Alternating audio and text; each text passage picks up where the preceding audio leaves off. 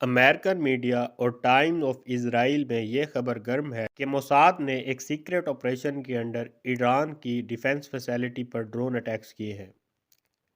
لیکن ایران نے ان drone attacks کے متعلق خبروں کا کوئی رپلائی ہی نہیں کیا کیونکہ اسرائیل کا یہ اٹیک اصل میں فیل ہو گیا ہے۔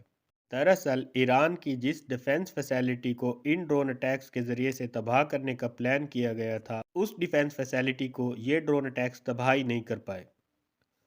اور ایرانی اس بات پر بہت زیادہ خوش ہیں کہ ان کا ڈیفنس سسٹم اتنا سٹرونگ ہے کہ اسرائیل آرام سے ایران کو ڈیمیج نہیں کر سکتا۔ لیکن یہاں پر سوال یہ ہے کہ اچانک اسرائیل کو کیا ہوا کہ اس نے ایران پر یوں ڈرون اٹیکس کر دیے۔ تو اپنی آج کی اس ویڈیو میں آپ کو یہ سب بتاؤں گا کہ کیوں اسرائیل نے ایران پر ڈرون اٹیکس کیے ہیں، اور آنے والے وقتوں میں ان کے کیا اثرات ہوں گے، اور فیوچر میں اسرائیل کے ایران کے متعلق کیا پلان ہے۔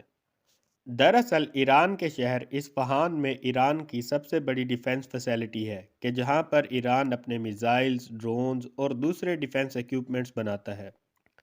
اور آج کل روس بھی انہی میزائلز اور ڈرونز کو استعمال کرنے کا سوچ رہا ہے، اور رشیا ایران کے یہ میزائلز وغیرہ اس لیے خرید رہا ہے کیونکہ یہ میزائلز چھوٹی رینج کے ساتھ ساتھ بہت زیادہ سستے بھی ہیں، اور یوکرین وار میں جہاں رشیا اپنے ہائی ٹیک میزائلز کو استعمال کر کے ٹینکس اور بنکرز کو تباہ کر رہا ہے، تو وہیں پر رشیا ایران کے ان سستے میزائلز کو یوکرین کے خلاف استعمال کر رہا ہے، اور کچھ رپورٹس کے مطابق ایران اکتوبر تک بہت بڑی تعداد میں یہ میزائلز رشیا کو بیچے گا،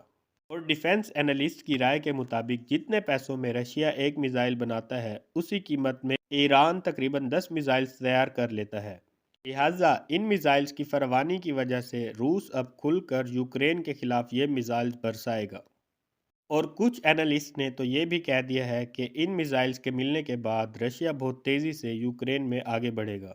تو ان سب وجوہات کی بنا پر ایک طرف امریکہ یہ چاہتا ہے کہ یہ ایرانی ہتھیار رشیا کو نہ مل سکے، اور دوسری طرف انہی میزائلز میں سے کچھ میزائلز ایسے بھی ہیں کہ جن کی رینج ایران سے اسرائیل تک بنتی ہے، لہٰذا ان میزائلز کی مدد سے ایران اسرائیل کو بھی ہٹ کر سکتا ہے۔ اور یہاں پر اسرائیل کا سب سے بڑا ڈر یہ بھی ہے کہ جس دن ایران کے پاس نیوکلیئر بم آ جائیں گے تو پھر اس دن ایران ایٹم بمز کو ان میزائلز پر فٹ کر کے اسرائیل پر بھی حملہ کر سکتا ہے، اور کیونکہ موجودہ حالات میں جیو پولیٹیکل انٹرسٹ کا کنورجنس ہو رہا ہے، لہٰذا امریکہ، اسرائیل اور پورا کا پورا ویسٹ ایک ہی پیج پر ہے، اور اسی لیے اسرائیل نے ایران پر یہ ڈرون حملے کیے ہیں تاکہ اسرائیل اس جگہ کو ہی تباہ کر دے کہ جہاں پر ایران یہ میزائلز تیار کر رہا ہے، تاکہ یہ کہانی شروع ہونے سے پہلے ہی ختم ہو جائے۔ اور اس سب کے لیے موساد نے یہ سارا پلان بنایا تھا،